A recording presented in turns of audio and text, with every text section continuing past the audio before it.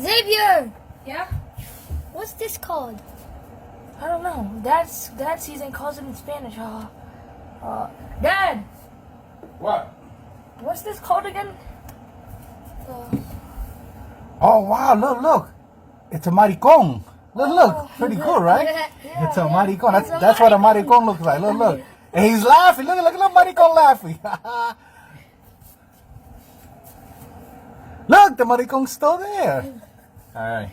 Bye, maricón. Bye.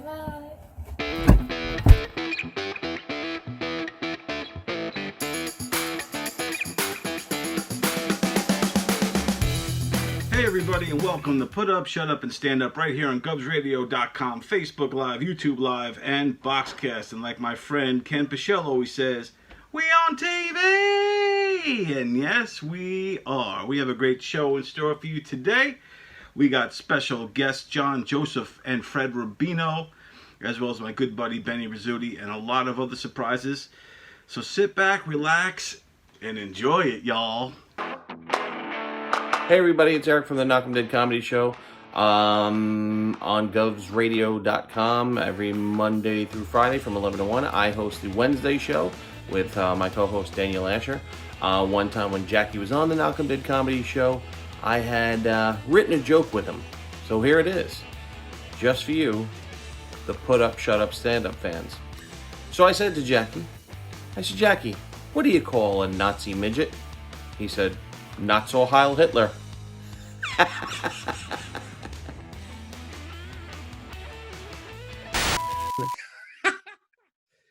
We are here with Benny Rizzuti, everybody. How you doing, Benny? How's everything going, man?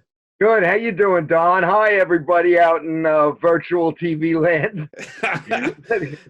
Doing great. It's been another crazy week in isolation or quarantine. Not so much isolation, yeah. But it's been a crazy week of quarantine. A lot of things have gone on. How is things with you? How's your week been going? My week was pretty good. I was semi-quarantined because I went back to work for 2 days, and now I'm off again. It's just work for 2. I'm off again, and and the only time I go out now, it's not shopping anymore. It's going for supplies. I went to Home Depot to get a few things to occupy us outdoors. If it ever gets warm out. Right. And I've come up with, I've had a little bit of time on my hands to do some thinking, to do some stuff. And as I said, I went to a home improvement store, and I am now. I felt this way before the pandemic, and quarantine, but now after going through some of these home improvement stores, I've learned that this is the place where your head and your ass meet. For like... Quite frankly, sir, I really don't care. What? I really don't care. Okay. Yeah, go find it yourself. Okay. Not a big fan of the home improvement store shopping experience. No. And they have like no regard for what's going on. They're like in another world. There's people going right next to you and everything. People go with no mask, no gloves. I'm getting paranoid. And I am. I'm getting paranoid. The people who work at those places are kind of fearless too. They're there every day, and they're no masks, no nothing. Can you repeat that one more time? I need one of these just like this, but I need 1 inch to 3/4. Sir, I don't really care. Okay, I thought you were supposed to be... Sir, you can go yourself. Seriously. We have a great show today. We have John Joseph on the show. John Joseph is awesome. Good friend of yours and Nancy's, a legendary comedian, musician, all around good human being. And we talked a little bit about, have you seen his songs to quarantine by kind of thing? Yes, I have. Yeah, I've seen them. They're really cool. John is awesome. Yeah, when this is over and people are performing again, I urge everyone to go see John Joseph. is just a very great show because it's a show mixed with comedy and music. Very entertaining. He's a just a very talented person. We had a really great talk with him. And hold on, I'll let you see it. It's right here. Here it goes. Oh, cool. Run the tape.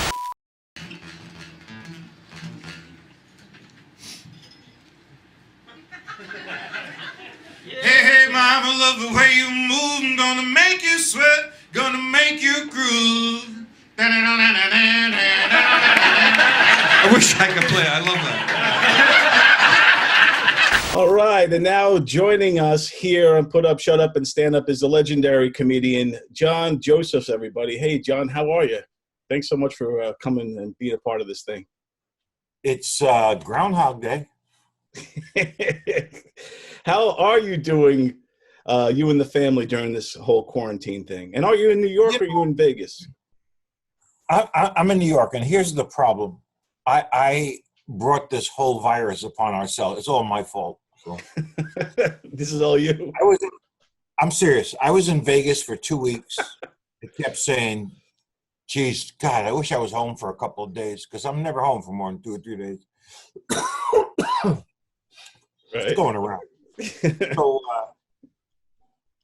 then I was on a ship in another country, and I'm sitting there lying on this thing, looking at the water going, geez, God, I wish I was home. What would I give to be home? Be careful what you wish for. Yeah, for all those. Exactly. It seemed like a nice idea in the beginning, huh? Yeah, it was a great idea. You know, some things on paper are good, but you know, too much of anything. I mean, I love lobster, but if I had it every night, forget about it. What are you doing to pass the time each day? I've been practicing my pole dancing. That's what I was hoping you were going to say. It's going pretty well. Kids, welcome to Songs to Quarantine By. Another night, just like yesterday, today, and tomorrow's probably going to be like today, which was like yesterday, which was like the day before. So this is fun. You know what's weird though is with the quarantine, for me anyway, you would think that the days would drag on, but they seem to go really fast. Like before you know it, it's like, you know, nighttime. It's like 7, 8 o'clock p.m. The day's over. I got my routine. Everybody has a routine, you know. Right. I wake up early in the morning, 7 in the morning. I come down, I make coffee. I have a glass of wine. I go back to the coffee. I forget that I had the wine, so I can't remember where my coffee is. Right. Because of the wine. But it's funny because wine never started till after 5 p.m. Right. For like the first week. The second week is 4:30, 4 o'clock, 3:30, 2 o'clock. And now I call my friends, other entertainers. I go, listen, guys, what time is a good time to start cocktails? And everybody goes, cocktails are like viruses. They have no clock.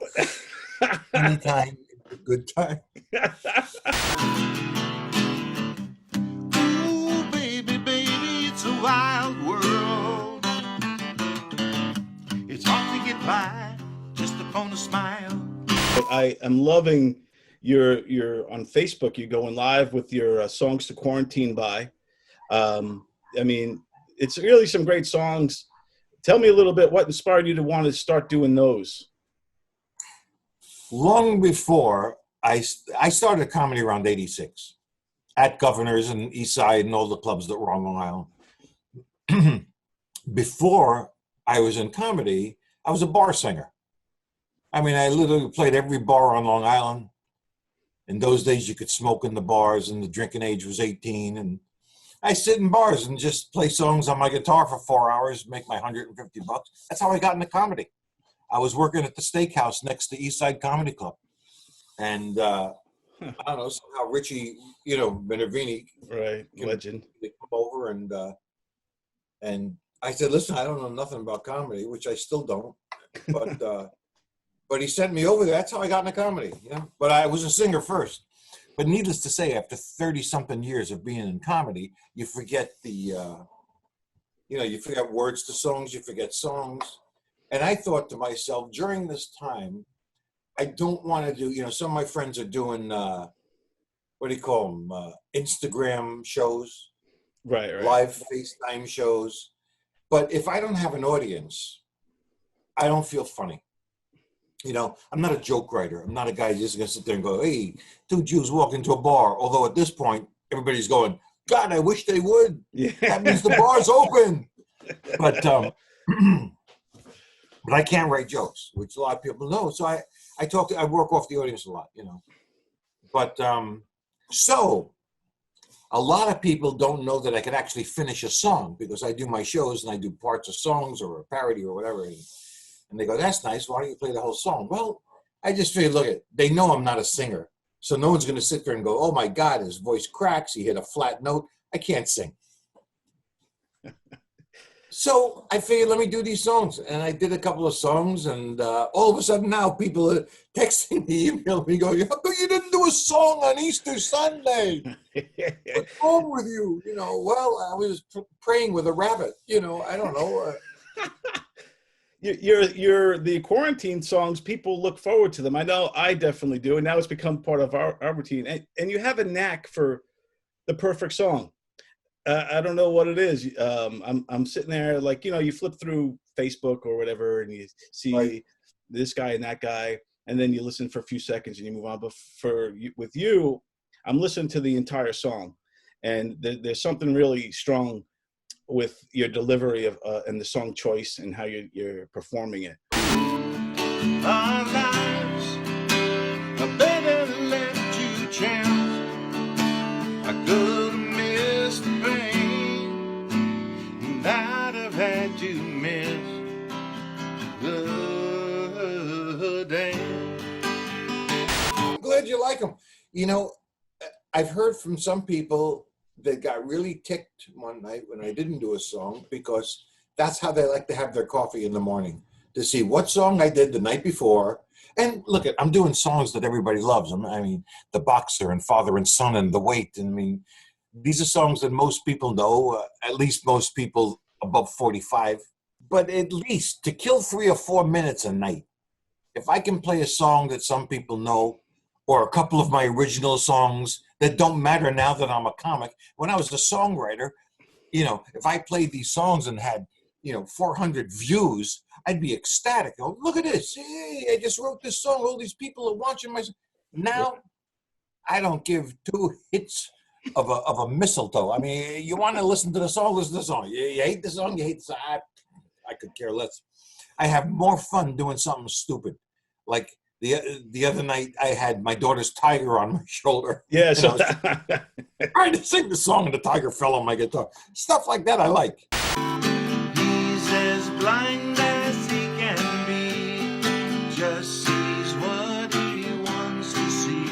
you mentioned your early career before comedy. You were a singer-songwriter essentially, and learning from your quarantine videos that you wrote a song with Harry Chapin. Is that true? And what's the story behind that? That's pretty amazing. Here's the story. Years ago, when I was a kid, probably around, 74. I was like 19 years old. Wow, yeah. And Harry lived in Huntington Bay. His wife, I think Sandy, still lives in the same house. And I lived in Melville, and I used to sing. I did this gig at a restaurant in Huntington called the Hungry Bear. You around long enough to remember the Hungry Bear? It sounds familiar, but it was on Main Street in Huntington Village. I love that Main Street. Yeah, it was a great little town, and they had a lot of places for guys like me to go play. And there was a girl on Long Island. Her name was King. She still lives here. Her name was Kim Strongen. So me and her and a couple of other guys, we all played guitar, and we all played Nicky's and Centerport and the Hungry Bear and this and that. Make a long story longer, every time I would play the Hungry Bear, I'd play on the second floor on the balcony, and there'd be one table in front of me and a bunch of people on downstairs, but that's how they did things then. And this same lady used to always come and sit at that table. And she'd come with a bunch of books and papers, and she'd write the whole time. I'd play 4 hours, 9 o'clock till 1 in the morning, and she'd just sit there the whole night writing papers and stuff. So I figured this lady's a teacher or something. I find out later she's a teacher at Hofstra University. I said, well, that's great. She's a big fan, you know. And I said, it's so great. What's your name? Oh, my name is Sandy. I said, oh, thank you so much for coming all the time. And she goes, you know, my husband's a singer too. I'd love you to meet him, you know. And I said, yeah. That's what I want. I want to meet another guy with a guitar who started. And she goes, his song just got released and blah, blah, blah. To make a long story short, I said, fine, I'll go meet him. I drive to his house in Huntington Bay, beautiful old Victorian house on a hill. I knock on the door. Harry Chapin answers the door. He goes, hey, John, come on in. He always had this big smile. He was always going 100 miles a minute. He goes, come on in. I come in the house. I'm like scratching my head going, I don't know this guy from a hole in the wall, you know. And then somewhere in our conversation, he takes me upstairs. He's got a TAC tape recorder. He's got a couple of guitars and stuff. And he goes, yeah, I just released a song. It's starting to do good. I said, what's the name of the song? He goes, it's called Taxi. It's a long song, you know. They say it's not going to. And while he's talking, I'm saying to myself, no, it's not the song I've been hearing all the time. It was raining hard in Frisco. Yeah, great song. That's called Taxi, right? Yeah. I said, Harry, it's not that song. It was raining hard in Frisco. He goes, what other song is it? He goes, of course it's that song. It was raining hard in Frisco.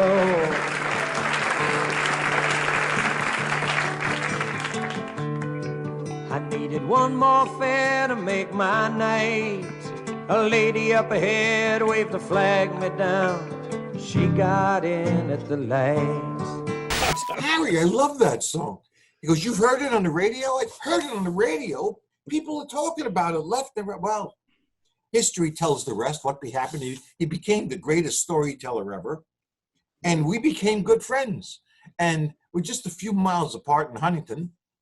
So he asked me if I would open for him for a few of his shows. And we did a bunch of shows. I'll tell you a great story in a second. We did a bunch of shows. Just remember the name Paul Newman, okay? I think I can remember that name. All right. And then come back to me after this. Okay. So I'm opening for him for a lot of these world hunger things he's doing. And one of them was at Huntington High School. He did a little thing at Huntington High School, just him and his guitar, not his band, and me. So I went out there and did like 30 minutes, and he did like an hour and a half or something. At the end of the show, I went backstage, and a lot of people come back for autographs and things, and this really pretty girl came backstage with an album. In those days, they used to have albums, and she goes, listen, my husband's a big Harry Chapin fan. Would you sign this album? Blah, blah, blah. And I said, yeah, it was one of his albums. Or could you get Harry to sign it? Of course, nobody cared about me, and why should they? I was just the opening act. So I went back to the dress. I said, Harry, this really gorgeous girl wants you to sign this to him, and blah, blah, blah. And I hear, what's the husband's name? His name is Jay. He signed the album. I gave it to the girl. 2 months later, I met this girl at a party at Hofstra University. She worked in the law library. And 2 years later, I married that girl. Oh, wow. And very nice. And the first time I met her, she was getting an autograph for her husband. Okay. You gotta love how life works. Okay, let's get that little tidbit out of the way. So Harry used me for everything. He was the sweetest guy in the world. And on his last album, called On the Road to Kingdom Come, I had written a song called Lenore. He loved the song. It was about this guy in the railroad station, and he kept telling everybody about this girl that he loved, but the girl never lived there, and nobody believed him. And at the end of the thing, the guy died, and when they were burying him, the guy who kept visiting him all the time, the kid who kept visiting him, said to the pastor, it's a sin that this guy died. And there was this girl there, and he goes, listen, if you're a friend, blah, blah, blah. And he goes, no, my name is Lenore. And it was the girl he was talking about the whole time. So Harry hated the name Lenore and insisted on adding my name to the song. So he decided to name the railroad guy John Joseph. I said, no, the railroad guy doesn't have a name. It's supposed to be ambiguous. And he goes, no, it'll be great press. I'll release it as the single, because he really wanted me to make it in music. That's He crazy. literally That's awesome. released Corey's Coming as the single with my name on it. And on the album, again, album with liner notes, he wrote, thanks to real life singer-songwriter for all his help on Corey's Coming. And that was my big credit for the song. But it was going to get me a name because it was going to be his next big single. He released the single and died 2 weeks later in a car crash. Wow. Yeah. That was the end of my music career. Wow. That's pretty intense story, man. Like Harry Chapin had a lot to do with your life, and it got your wife and your career. Lot to do with everything. And that song is very cool, because after I heard you sing it, I then, and I'm familiar with a lot of the Chapin stuff. I grew up loving, I think everybody on Long Island, my generation grows up loving Harry Chapin. Right. And then I was like listening to the song again. I was like, holy, I never put it together that you're the John Joseph he's talking about. Old John Joseph was a man with two first names. They left him in the railroad yard when they took away the train. We're in one of the worst times we've ever been in with this pandemic. I have no income, but I'm in my house. I got my wife, who I adore, and I get to wake up every day to see her. I get to go to sleep every night. This is why I married her in the first place. But I'm used to being gone, home for 1 day, gone, home for 2 days, gone, home for 1 day, gone, home for 3 days. Take her with me, take this. So to be home for these 4.5 weeks, and don't tell anybody, because then they might not find a vaccine. Just leave me here. It's been a great 4 weeks, and no matter how long I stay here, it's going to be great, and we'll figure it out just like everybody else. Everybody's going to figure out how to survive through this. You got to cut down on everything, people are going to have to be understandable, blah blah blah. Some people can still work, some people can work from home, but entertainers, we don't have that luxury. We got to have a venue. Yep. Well, hopefully things start changing soon. Like you said, the vaccines or other solutions, something's going to give sooner or later. Like I don't anticipate us being locked up for quarantine. Here's what I believe. I think between May and July, things are going to start opening up. And I think by July, you're really going to see it open up, because I think by July, if not a vaccine, they're at least going to have a treatment good enough that it's going to stop you from dying. Right. And exactly.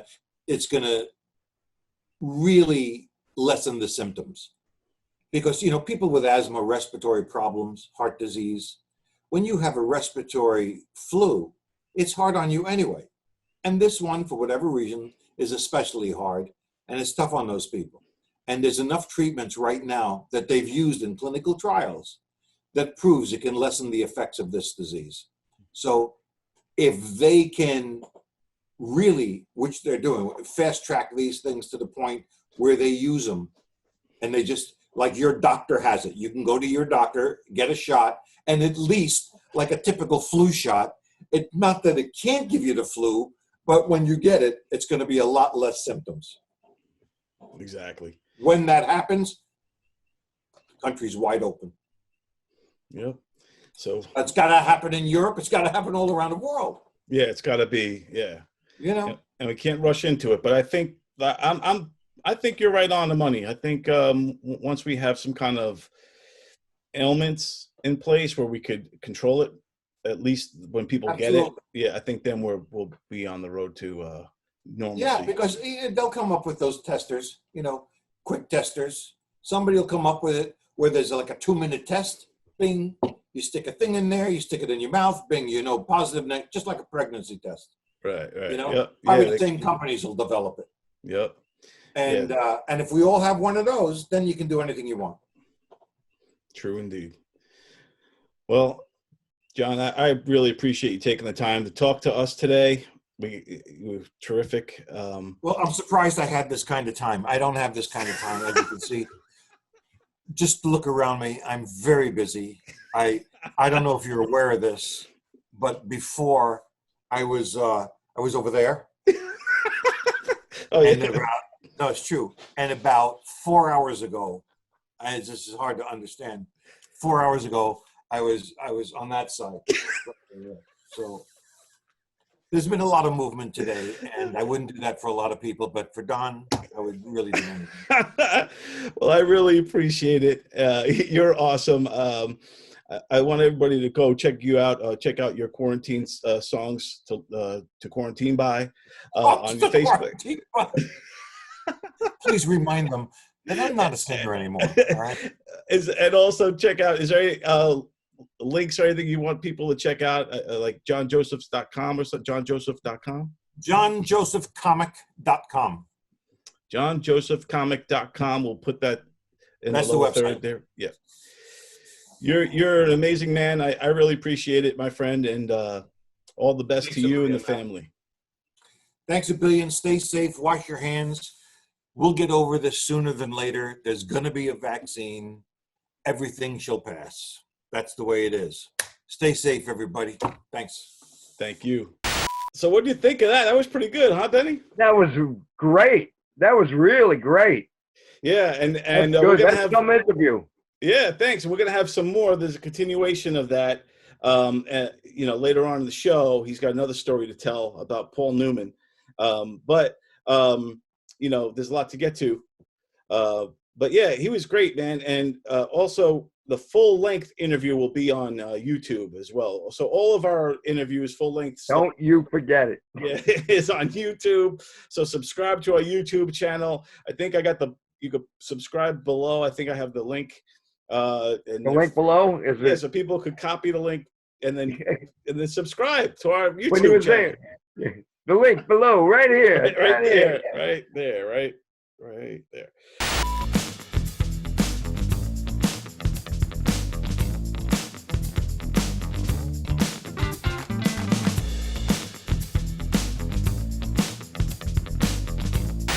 Hey, Benny, you know what I wonder a lot during this quarantine?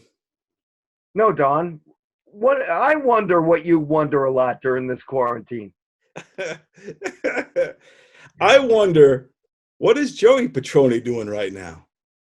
Joey Petroni. Now, that is a good question.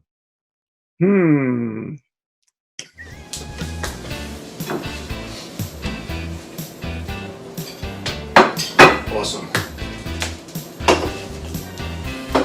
Have crushed peppers? Thank you. Anybody else want crushed peppers? Or is it too hot for you? Too hot. Way too hot. You guys don't know what's good for you. Thank you. Crushed peppers go great on pizza.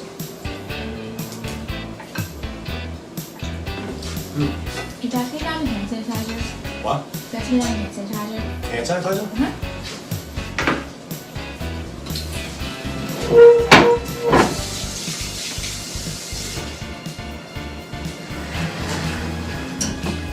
All right. Thank you. You're welcome.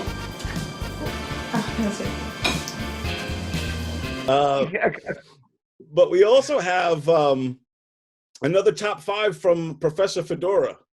Oh, cool. You want to see Professor that? Fedora is awesome. Yeah. Hold on, here it is. Hold on. Hello, Professor Fedora again on the top 5 things I can't think to do until life gets back to normal. Number 5, waiting on lines. How many times are you going to be waiting on lines on outside just to wait on lines on the inside? What's number 4? Going out to dinner finally. It's because I cannot stand my wife's cooking so much. Yummy, yummy, yummy, I got love in my tummy and I feel What's number 3? No, really. Going out to dinner because my wife's cooking is so bad. It's torture. yummy, yummy, yummy, I got love in my tummy. What's number 2? Well, it's getting back to watching the contest on PUSUSU to see who finally win on season 2. What you're probably wondering why PUSUSU is down to number 2. What if I didn't have to watch that silly video by Don Sill with Messy Missy taking a dump? Oh, here we go. If you guys could Get a treat here.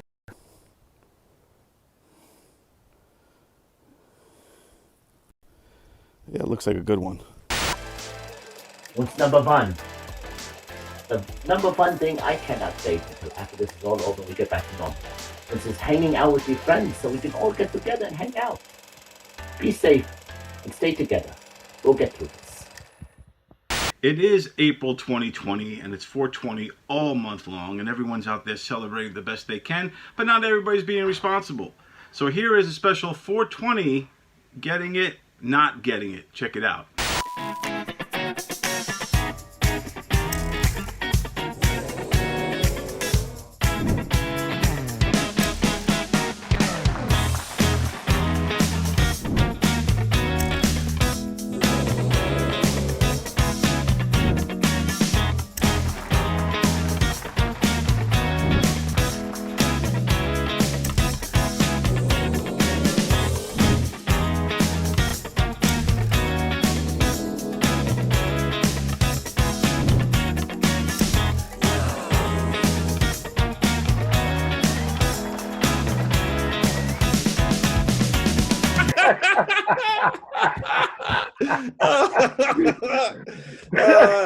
That was good. Well, Betty, I want to continue on with the show. Do you know who else we have on the show today? We have No, Don. Tell me who else we have on the show. We have Fred Rubino, the comedian extraordinaire. He's all over the internet. Fred Rubino? Brooklyn's own Fred Rubino. He's a great stand-up comedian, but he also has all these kind of rants that he does on his YouTube page. I urge everybody to check it out, but he had a lot of cool things to say. So, check it out. Fred Rubino. Cool. I love Fred. All right, ladies and gentlemen, here we are with Brooklyn's own, the very funny Fred Rubino. Fred, how are you, man? How's everything going? Good, good. Thank you very much. I'm just happy to be here and we could talk about things, you know. It's very hard for me to kind of understand what you're saying right now. Do you think you could take the mask? And thank you very much for having me on the show, and I really appreciate it. Could you take the mask off? Is it possible? All right, but there he is. If I come down with anything, I'm coming after you. Very good, Fred Rubino. Thanks so much for joining us today. I appreciate it. How's everything over there in Brooklyn? Right now, I'm in Orlando, Florida. Nice. Brooklyn has got more Asians than Wuhan. I got the hell out of there. Very smart. I heard they're opening up the beaches in some parts of Florida. Is that so over there as well? Yes. But listen, Florida, you come here to die. Okay? So you open the beaches, you take the mask off. You come here to die, not to live. You want to live, you go upstate New York. So is that what happened as soon as this virus started happening? You just said, you know what, let's just go to Florida? Or is this a place you've always had like a second house over there? No, I actually moved to Orlando 2 years ago. Oh, okay. So full-time Floridian. Yeah, I still have, my mother's still in Brooklyn. When I travel up to New York to do shows in Jersey, I crash over mom's house. So when there's no virus around killing people, I'm in Brooklyn once a month at least. That's awesome. I know there's a lot of New Yorkers in Florida these days, but do you, like, I lived in the South for a little bit, about 16 years. I lived in North Carolina and Georgia. I always stood out like a sore thumb because of my New York accent, but you're like times 10. How do you stand out over there? Everywhere I go, people first of all, some people go, what? They can't even understand me. Like I'm Russian. Like now I know how the Russians feel in Brighton Beach. I'm like, what do you mean? It's coffee. I want coffee. Oh, coffee? You can't say chopped meat. It's ground beef. Right. I called up for a pizza. I said, can I have a large pie? Oh, we don't have pie here. We're a pizzeria. Yeah, you know, and also barbecue is another one that I don't know if it's like that in Florida, but barbecue is like what they call pulled pork, not they call it a cookout, if you know. So it's all crazy. Yeah, it's a cookout. But everything's barbecue. Everybody knows the best barbecue. Everybody has the best recipe. Guess what? It's the same shit. It is. It's just old chopped up pork. That's all it is. I like it, but it's the same shit. Right. Now, are you staying masked up everywhere you go? Are you keeping the mask on all the time when you're out in public? Only in the bedroom.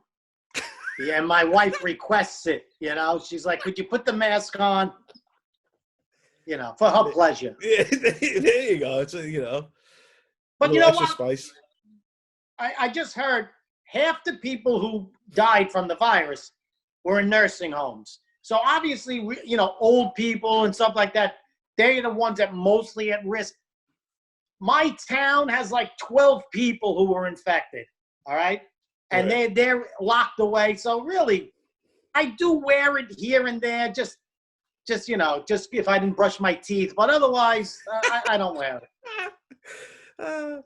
Now, you know, here in New York, Governor Cuomo just, you know, announced that it's like mandatory for us to wear the masks out in public and all that stuff. And I just wanted to get your take on that. Do you think it should be mandatory for some people in bigger cities to wear it? You know, this Cuomo guy, I don't even understand the way he thinks. First of all, he's the governor of New York State. It's the greatest state, okay?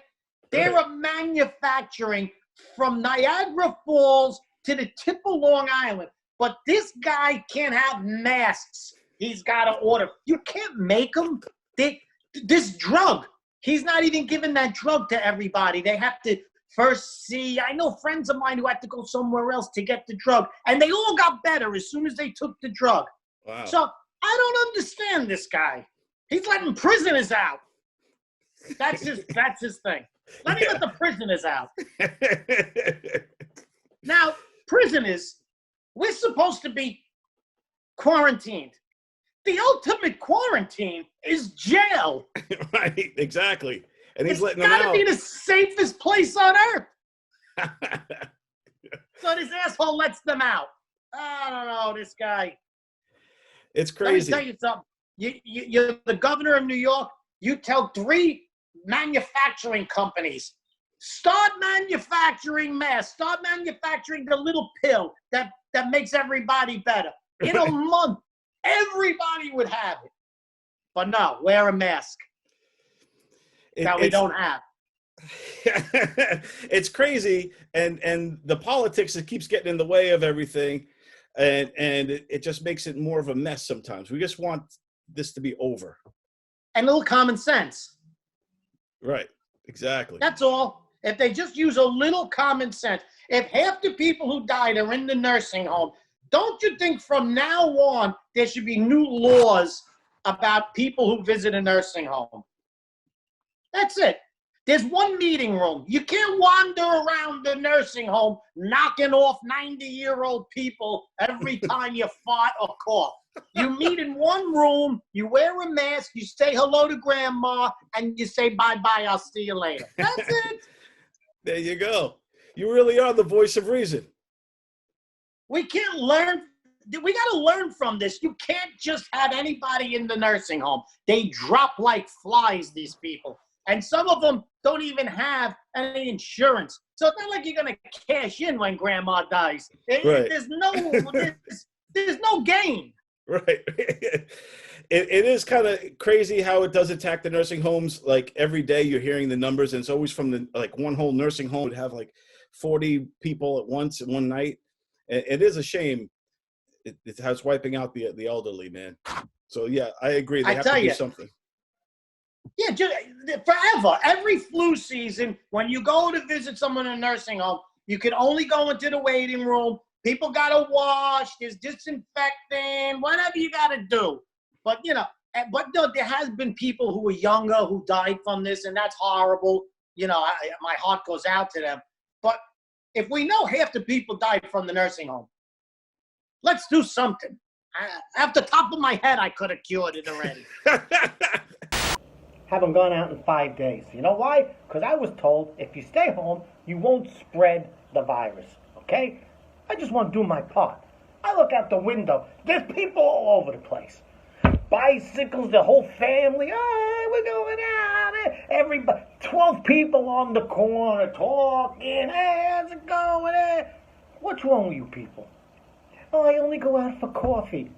Everybody on Facebook, look at my new coffee machine. Look, it does this, it steams the milk. Use the fucking coffee machine. Now's the time to use the coffee machine. You stay in quarantine, or you kind of still have a normal lifestyle? Well, when they said to quarantine for like 14 days, yeah, starting like 2 weeks ago, I did it. I only have gone out a couple of times. Once, a couple of times to grocery shop, and on Easter we went out because there was somebody who was alone and they didn't have an Easter dinner, so we got an Easter dinner together and we brought it to the house. I left it outside. It was like a big production, you know. I was like, right, I like you. I want to feed you. Don't fucking come near me. You know, we were just like that. Very nice. Now, I do want to also talk to you about your YouTube stuff and the get the food out of here and all that. I love the whole concept of what you're doing with get the food out of here.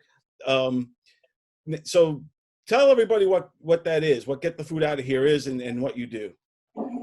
Well, Get the Food Out of Here is a cooking show that me and my wife do, and most of it's her recipes, but I don't like to give her a lot of credit because... Okay, girls, you have your friends over, you have a nice little sausage party. I really wish you'd stop saying that. Whenever guys say sausage, always do this. That's how Italians say sausage. Even my butcher says that. You want a couple of sausage? I'm like, oh, just wrap it up, all right, pal? Look at that. Isn't that beautiful? If you get the spoon out, I could see it. Ah, shut your mouth. What we do is we try and show people that in 18 minutes, I do it all live. There is no editing ever. In 18 minutes from start to finish, you can make a dinner for a couple of dollars, fresh, easy, all easy stuff. You know, there's no big roast rack of lamb, you know. Right. It's pasta, it's good stuff. And it also teaches like the people who are Italian, American, maybe third generation, who want those foods again. They forgot it, you know, that they haven't had it in years. It's so easy. Look, 8 minutes, I put it together. And you don't know how many people tell me, haven't had it since my mother died. Haven't had it since grandma. I made it. Oh, some people cry when they have it again because it brings back these memories. That's really why we do it. That's awesome. And now's a perfect time for people stuck, quarantined at home, who can now go over there, check out, get the food over here, watch some of your stuff, you and your wife's recipes, how you cooking it all. And it's awesome. It's fun. The best. This is the best way to have a sausage and pepper sandwich. I'm having fun doing it, and I get so much great feedback of people saying, I love the show. I look shut-ins. I don't go out. I haven't been out in 10 years. I look forward to your show every week. Or if I could be a blessing over Facebook to some people just with that, I'm happy. That's awesome. That is definitely awesome. And I love all your stuff. I love your rants also. And because like you say, you are the voice of reason. So I would like to do is ask you a few things that's going on and just get a quick kind of, Fred Rubino take on it, okay? Have I ever said anything quickly? It's always a 10-minute fucking dissertation. My wife's favorite thing is, are you done?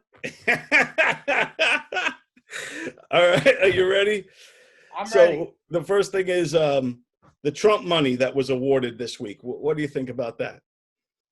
Well, you know, the guy's trying hard. There are people out there that don't have any money to eat.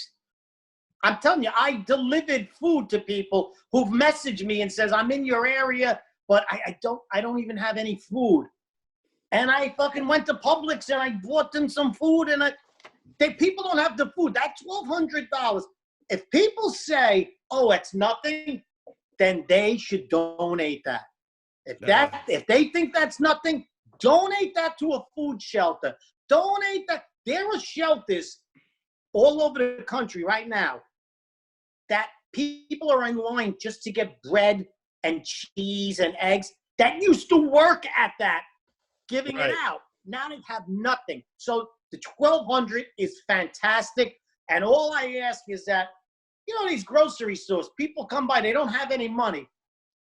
Give them a loaf of bread. Right? I mean, exactly. Now we have to be more charitable. After that, you can treat people like shit again, like we usually do. That's a given. But right now, we got to make believe we're good people. I'll ask you, nurses and the doctors on the front line right now. What do you think about that? Nurses, they don't get paid that much. And they are really risking their life. And that's such a marvelous thing. I think after this is over, nurses should go they're tax exempt for the year. All your taxes come back. Right. I mean, you work long hours. We appreciate that. But you know what? Give them all their money back. It's their money. So just for 1 year, doctors, I never met a poor fucking doctor. Okay? They're doing fine. Amen to that. I think that's a great idea. I seen a doctor the other day, yeah, I'm on the front lines. What do you do? Oh, I treat people who have pneumonia and lung infections. That's your fucking job. Right. You're not a hero. That's your fucking job. You treat people with this is a lung infection. Nurses are one thing. The doctor, the fuck out of here. Just do your job. They recently announced that the virus looks like it definitely came out of a laboratory in China, one way or the other. What's your take on that? The Chinese are looking to take us down for years, right? So what do?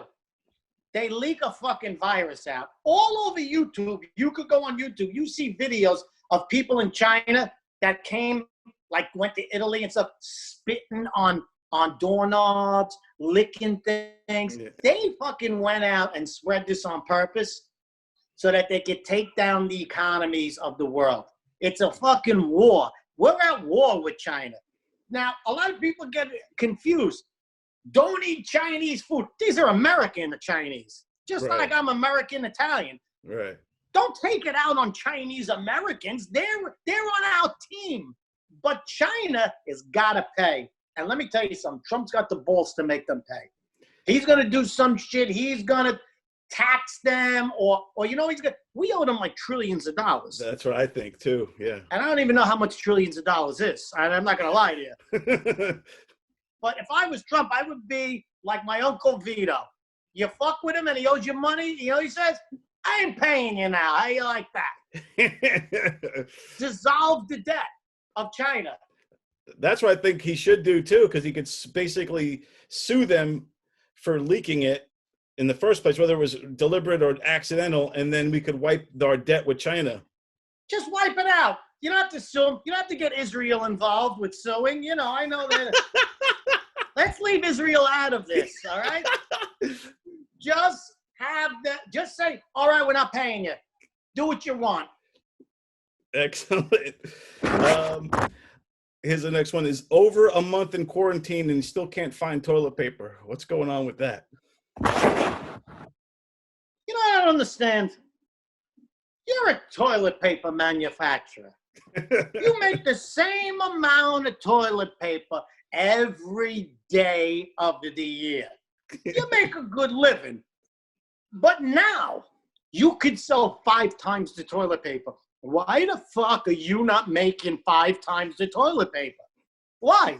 Don't you want to make money? I want to see a guy 35 years old on the beach smoking $1,000 cigar. What happened? Where'd you make your money? the toilet paper run of 2020. I made a fortune. Ooh. It's not fucking plutonium. It's toilet paper. You can make it out of anything. You can probably make it out of rice. You can make, who cares? We're wiping our ass with it. Make more toilet paper.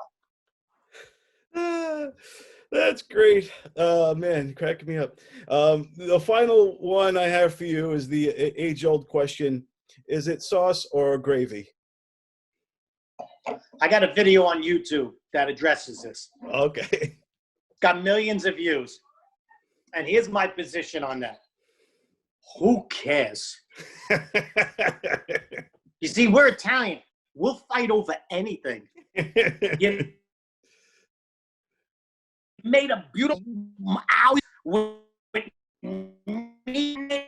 Oh, fight over what we call. But you the Chinese do shit like that? They don't do it.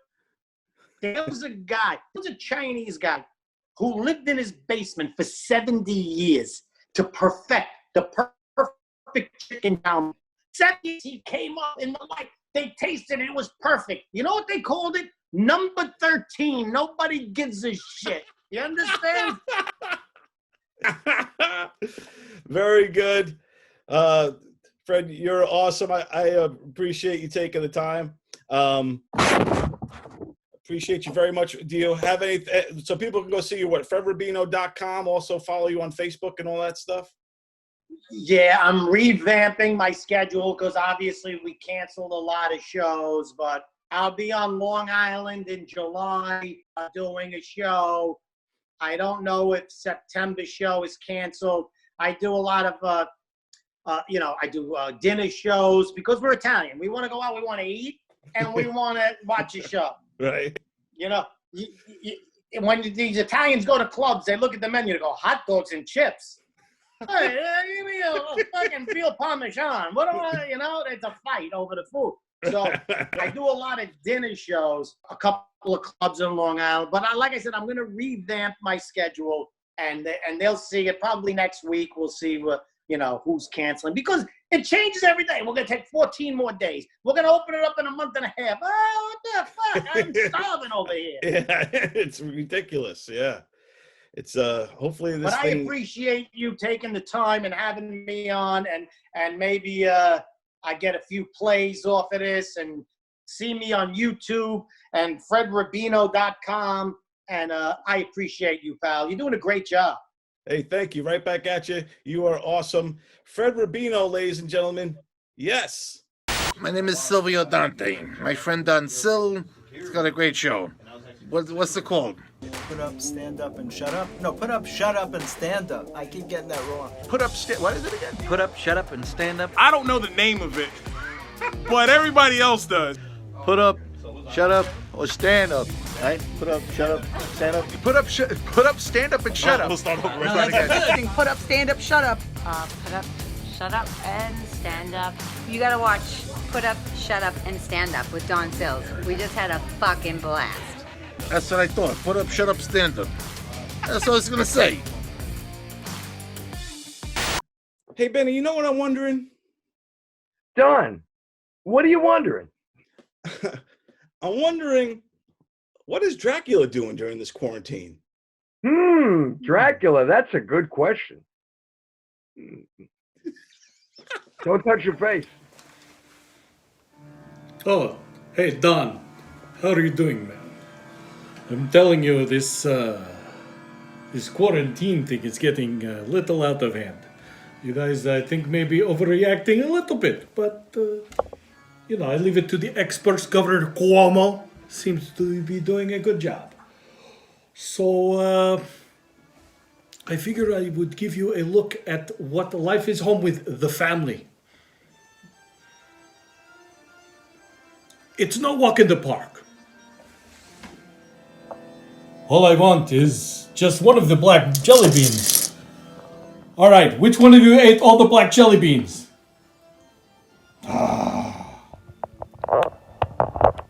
So, my wife, she's an essential worker. So, I got to take care of the kids. It's no problem.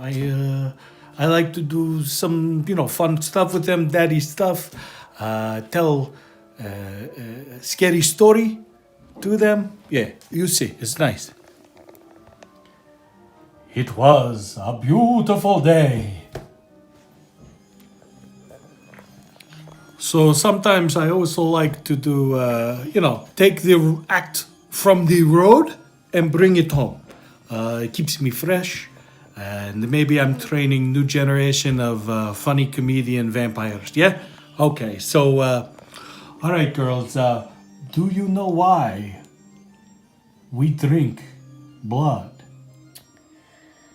To keep our energy, vitamin C, D, and A. No, you, other one. Why do we drink blood? Because we are vampires. Because we're vampires! Very funny, she got it. Okay, you guys, everybody tell a joke. Okay, so. Big one, you go first.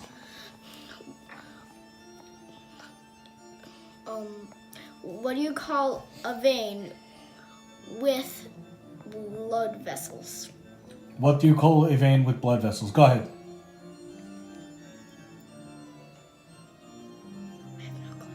That's okay. You. Comedy is a process. Oh. You little one, tell joke now.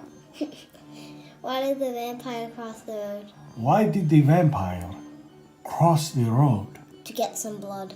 Oh, that's a good one. Jeez, because we're vampires. Very funny stuff, very funny. What do you call a V and an L put together in a sentence? What do you call a V and an L put together in a sentence? Leave me alone. There you go. Why do vampires hate the light? Why do vampires hate the light? Because some people have light skin and they can die from that. Okay. All right, Don, that's pretty much it. It's the same thing over and over again. Never stops, always goes. So, yeah, I guess we will say bye-bye. Bye-bye. This week, Governor Cuomo put it into law or whatever. I don't know if it's a law, but has told everyone that they must wear masks that cover their nose and mouth when they're out in public. So you must be a fan of that, right? Yeah, I am, but it's hard to find masks right now. And there's, now it's hard to find them. We don't have a big supply. And I'll be honest, I know a lot of people, they're using the same mask day in and day out. I don't know if that's good, but we all feel guilty that we know that there's health professionals and people who work in hospitals that need the mask more than we do. Right. So they're telling us to make our own, like scarves and stuff. Yeah. But it is a great idea. And it's also best if you don't have to be out, stay home. Right. You don't have to, stay home. And I told you, I've been doing some thinking, and something I've come up with. I don't want to get into politics, and I'm not, just so you know, I'm a registered voter, but for the 40 years or so I've been a registered voter, I've never been registered to a party. So I'm not, you can't call me any party. But I believe that any office, governor, councilman, mayor, whatever, up to the president, I feel that I always want to know their track record. That's how you know how good they're going to be in office. Exactly.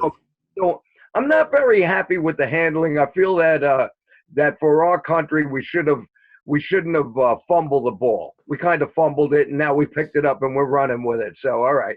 So, and we're doing a great job.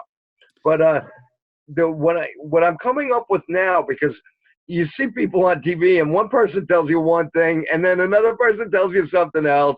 And one person, you're like, that's a good idea. The next person, that's not a good idea, So what I'm thinking of is all these politicians, instead of wasting their money and having these debates, right? And all the debate is I'm bad-mouthing you. I'm bad-mouthing you. And I'm telling you, he's no good. Don't vote for that person. This is what he did. He never did. And that person's saying the same thing about me. Right. And so bad mouthing. And then when we get into office, it's like, well, what did Benny Rizzuti promise when he got into office? Only promise was he's going to stop bad mouthing the other guy. That's about that's all. The all I promised. I'm not going to bad mouth him. You put me in office. What am I going to do for you? So here's my idea. My idea is we should give them tests, simulated tests on all different crises. So in Star Trek, they had the Kobayashi Maru test. Kobayashi Maru, yes. Which was, it's a simulator, just like Flight Simulator. So they think they're on a starship. They're in it as a flight simulator, and they get attacked by the Romulans. So, the scenario unfolds thusly.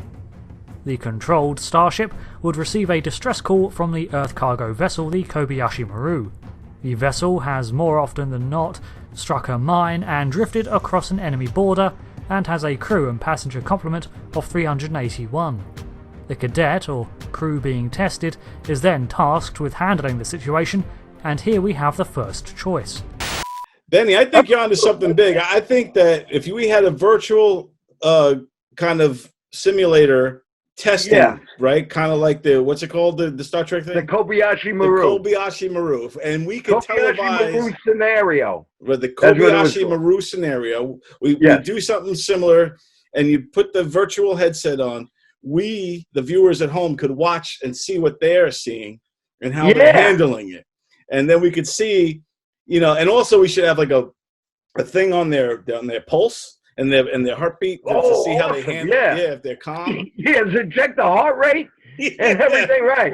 Yeah, check the heart rate, and then like if they have to rescue, a bunch of women that were on a ship, we should also see if they're getting an erection or not. There should be something. If that person's getting an erection, it's like you're not paying attention to what you're supposed to be doing. You're not saving these people. Yeah. We get a portion of it where we get like very attractive women to kind of try to seduce the president and see if he could be like an intern or something like the Clinton years. Right. There you go. I did not have sexual relations with that woman. Then if they pass that, or if whoever is the better of the two. Right. And I just thought of a lot. I did not have virtual sex with that woman. I think that would be a fantastic idea, Benny. I think you're a genius. Thank you. Yeah. Oh, thank you. Thanks. Yeah, I thought of that. The Kobayashi Maru, or you know, the military does these flight simulators and stuff. Yeah. I feel the need for speed. The show that's been on my mind all the time. PUSUSU. Ooh, ooh. Now you might not even know my name, but we both love that wheel spinning game. PUSUSU. Ooh, ooh. Ooh, Saturday evenings, PUSUSU's there.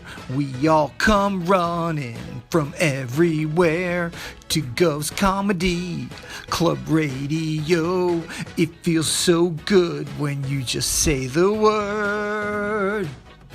Ooh, PUSUSU. Yes, and we're back, and there's more John Joseph. He promised us another story with Paul Newman, and here it is.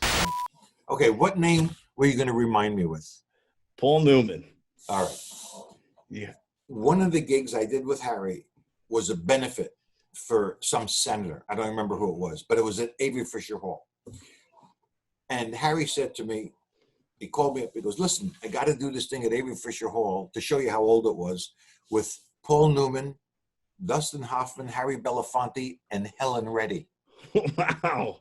Helen Reddy, and Jeff Wald was her husband and her manager at the time. Wow. And I only say that because he's going to come back later in the story.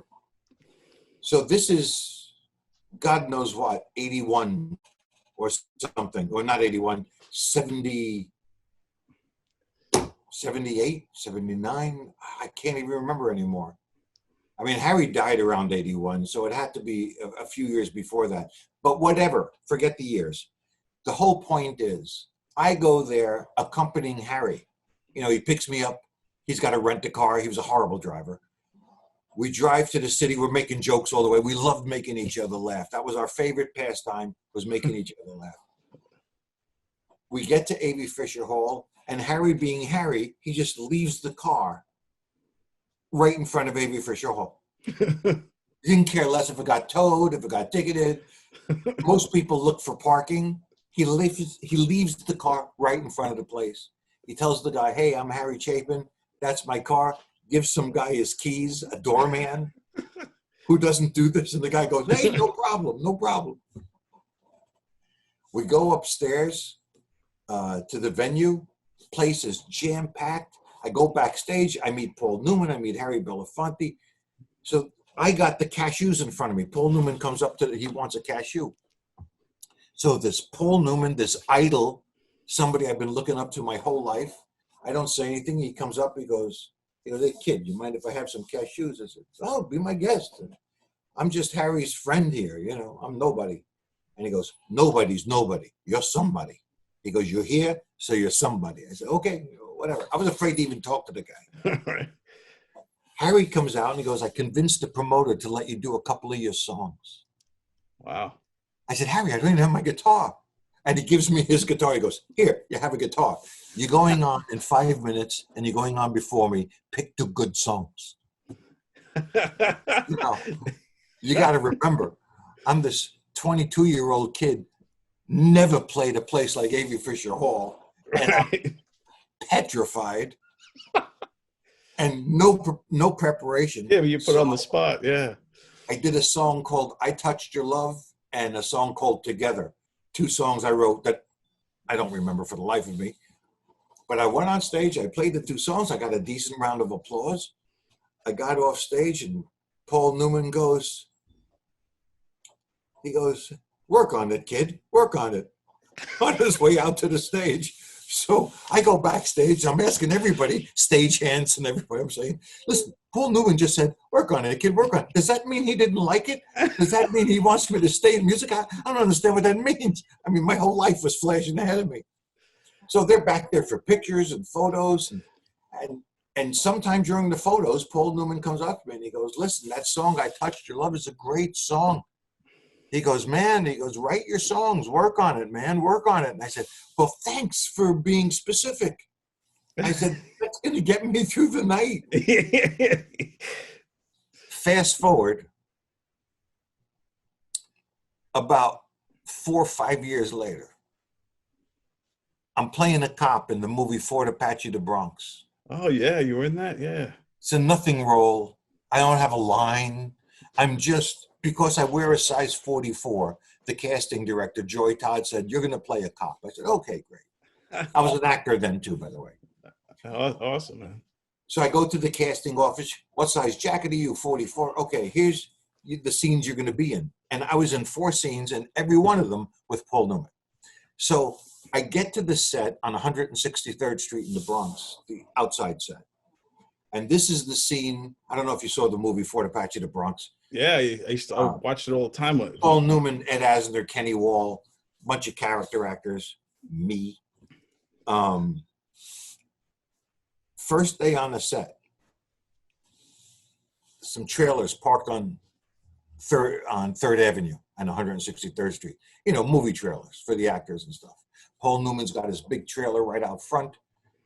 I got no trailer. I'm just a bit player. I'm with the bit players, and we're stuck in some hallway with hors d'oeuvres. Right. For the day. We're lucky we have anything. After my first scene with Paul Newman, which was actually filmed out of order, was the scene where they shot the drug dealers at the end. They were holding hostages. Right. I was one of the guys that busted in the door when Paul Newman came crashing through the window and kept it. And anyway, you see me stand there with my gun, and another room, you see me standing behind Paul Newman. For a kid, it's a great thing to say. Nothing rolls, but it's a great thing. No, it's awesome working with him on. So Daniel Petrie's the director. He goes, all right, we're going to hold for about a half hour here. We're going to change some lights. So about a half hour we change. I turn around with a couple of the bit player cops that were with me, and we start walking to that dreaded hallway to be with 50 other people that have no lines. I get this hand on my shoulder. It's Paul Newman. and he goes, hey, why don't you guys come with me? So he takes me and the other two nothing players into his trailer, surrounded by racing car signs and Budweiser cans. He's got a cooler in every section filled with Budweiser and ice. And they give it to them. They gave it to him. That's awesome. I had never had a beer in my life. And he hands a beer to all of us. He goes, hey, guys, have a beer. I said, oh, thank you, Mr. Newman. He goes, don't call me Mr. Newman. We're sitting there talking about racing, which I know nothing of. We're talking about cars. I know less about cars than I know about anything in my life. And I'm drinking. I got my third beer, and I haven't had a beer in my life. I'm tanked. There's a knock on the door from an assistant director. Listen, Daniel Petrie's ready. They're ready to shoot the scene.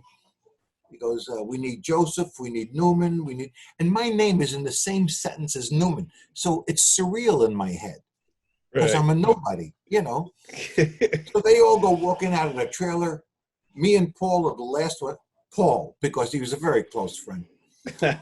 So we're walking out of the trailer, and I just figure I should just shut up. If I don't say anything, it's probably better. I won't make a fool of myself. Paul Newman puts his hand around my shoulder and he goes, so the music thing didn't work out, huh? That's awesome. You remember. I just said to myself in that split second, there is no way he remembers Avery Fisher Hall. And as we're walking back into the set, I look at Paul Newman and I said, there is no way you remember A.B. Fisher Hall. He goes, nah, my memory's shot, but I love that song, I Touched Your Love. Oh, wow. And that was it for me. That's awesome. That is one of the things that made my life, one of the things that kept me going, was that somebody like that would even talk to me. Never mind remember. Yeah. I don't remember breakfast. He remembered my song. Wow. Yeah. That passed the goosebump test, man. He gave me the yeah, man. That's an awesome. Do it. Hello, boys and girls. It's Songs to Quarantine By time. And today is, of course, you know, another day. And I still have no songs that I know.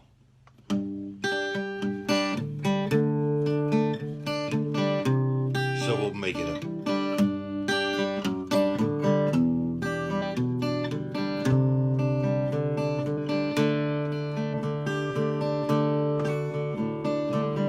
Stuck at home with the love of my life.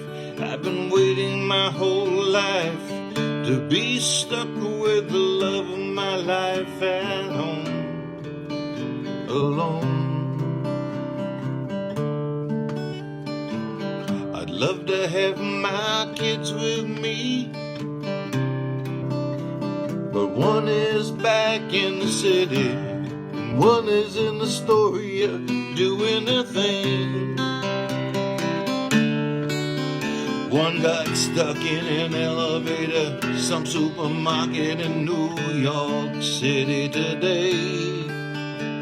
She texted me she was stuck with 3 other people in the middle of a COVID day. I called 911 and the NYFD. They set her free. Daddies will be daddies and moms will be moms and kids will be kids. Stuck in my house with the love of my life. It's what I wanted my whole life. Of course it would be a little better if there was any kind of income, but that's gone. I can't play on the ships, I can't play at the cellar, I can't play anywhere on land. There's nowhere to play. Think about that for 1 second. There's nowhere to play. I feel bad for the bars and the restaurants and and the thousands of girls and boys that cannot work anywhere anymore until we find a vaccine to get us out of this mess, to get us out of this mess, I guess. Can't wait for the cellar to open up again. I bet they can't wait either. So many girls and boys that work my home club,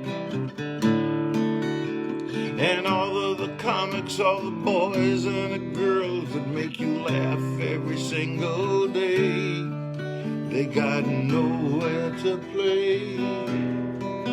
So much to say. I'm stuck in my house with the love of my life. It's something I wanted my whole life.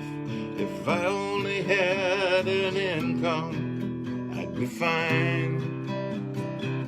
It's time for wine. Stuck in my house with the love of my life. It's what I wanted my whole damn life. If I only had an income, I'd be fine. I think it's time for another glass of wine.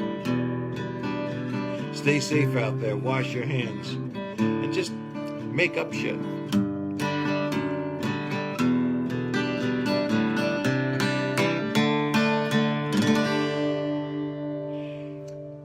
Vaccine by Thursday. Wait, this is Thursday. Next Thursday.